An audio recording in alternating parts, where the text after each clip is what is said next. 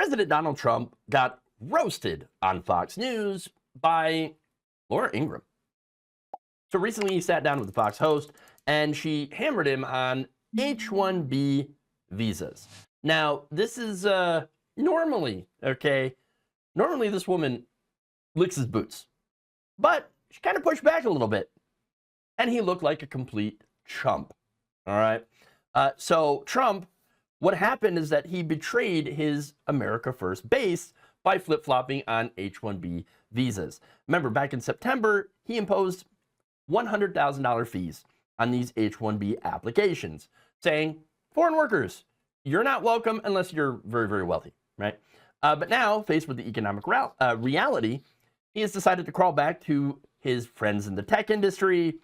Meanwhile, MAGA supporters are pretty furious because they finally realized, some of them do at least, that they've been voting for somebody who doesn't actually believe in the immigration restrictions that they want. So Laura Ingraham, who normally treats Trump like he's the second coming of Jesus, actually kind of pushes back a little bit on him in this next video. And does that mean the H-1B visa thing will not be a big priority for your administration? Because if you want to raise wages for American workers, you can't flood the country with tens of thousands or hundreds of thousands of foreign workers. You also do have to bring in talent. When we have plenty of talented people here. No, you don't. We don't have talented people here? No, you don't have certain talents, and people have to learn. You can't take people off an unemployment line and say, I'm going to put you into a factory where we're going to make missiles, or I'm going to put How did we ever do it before? Well, I'll give you an example. In Georgia. Okay. This is classic Trump, okay? Dude wants to have his cake and eat it too. He can't admit that his order back in September was political theater, simply designed to appease his base. And the irony here is pretty delicious, as Trump spent years claiming H-1B workers were replacing American workers. They were taking jobs from Americans. But of course, when push comes to shove, when the tech industry starts crying about not being able to find enough qualified workers, Trump caves. That's what he does. That's why he's Taco Trump, okay? Now, here's the thing. The tech industry is dependent on foreign workers. About 70% of H-1B visas go to Indian workers. And these aren't exactly low-skill jobs, right? These are engineers or scientists or researchers, right? Now, of course, Trump's MAGA supporters, they're furious because they finally see through him. These are people that voted for him because they believe that he would build the wall. Still not built, okay?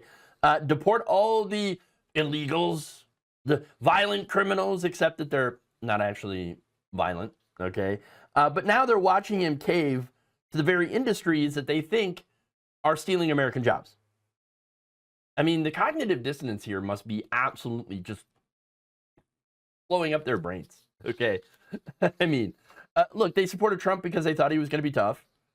And now they're seeing him, of course, prioritize corporate profits over their concerns, whether or not they're true, about stealing American jobs. Look, Trump could have handled this better, like a lot of things. Instead of flip-flopping completely, he could have said something like, well, yes, we do need to protect American workers, but we also need to attract the best talent. But no, he said, nah, I'm not going to do that. I don't do nuance, okay? What he does is absolute statements and then does immediate reversals when those statements become inconvenient. It's basically watching a toddler have a tantrum and then change their mind when they realize they're not getting their way. That's it. The economic reality is that Americans do need immigration. We do need immigrants, okay? Yes, we should be looking for top talent, either through recruiting from other countries or training our own. Look, countries like Canada and Australia are actively recruiting the same workers that Trump's trying to keep out. But let's talk about the massive contradictions in Trump's immigration policy, right? On the one hand, he says, I'm going to protect American workers from foreign competition. But on the other hand, his administration repeatedly acknowledged that, well, yes, H-1B workers are essential. We do need them. But you can't have it both ways. Either these workers are taking jobs from Americans, or they're filling positions that Americans either can't or are unable to fill. Okay, the data, of course, shows that there is not enough American workers to be able to fill these. Look, the tech industry isn't just asking for H1-B workers because they want to pay them less, although that is a factor. That absolutely is the case in a lot of different cases, right? But there's also, and there's some nuance in this, okay? They're also asking for H1-B workers because there isn't enough qualified Americans to fill these positions. Why? What do I mean? Well, college is kind of expensive. To get trained for these jobs, yeah, you have to go pay a lot of money to go to school. Especially now with the changes that Trump has made in the Department of Education, okay? Now, one reason, and it's not because Americans are stupid, by the way. No, it's because after the dot-com bust, young people, a lot of them were told, don't go into computers, don't go into STEM, okay? So a lot of them didn't. Companies then were allowed to outsource to save money. Works out for them. They get to pay lower wages. The result is that you do have computer science and engineering programs at universities filled with international students. While at the same time, you do have qualified American workers. But thanks to outsourcing, a lot of them end up having to train their foreign replacements.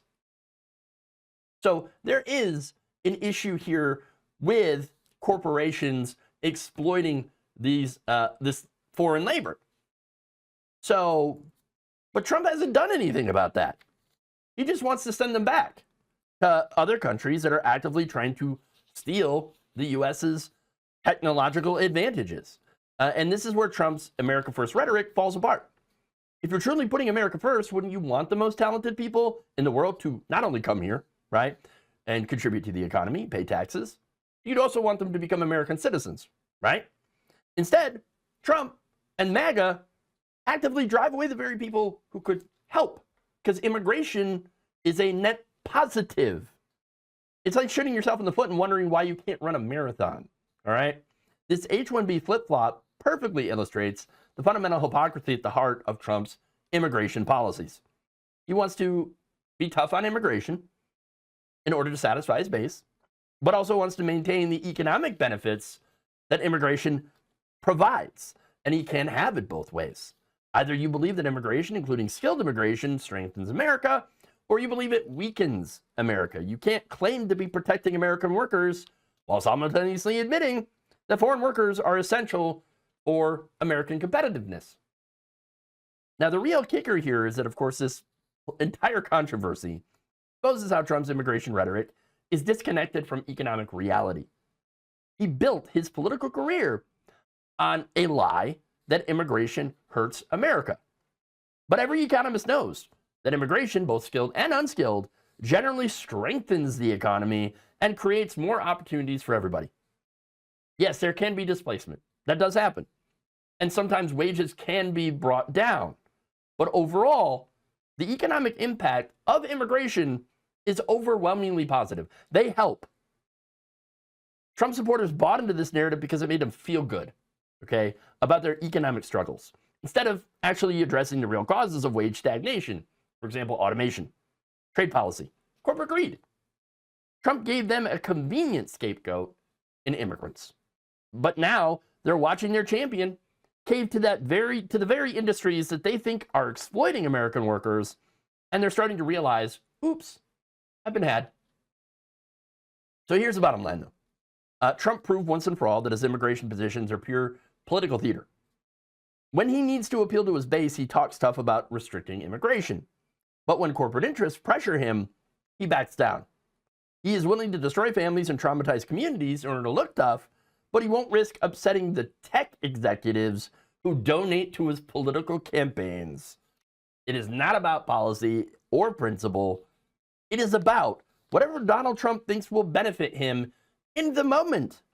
And his supporters, some of them, are waking up to the fact that they have been voting for someone who doesn't actually share any of their values or concerns. The only value Trump thinks about is, well, the value to himself.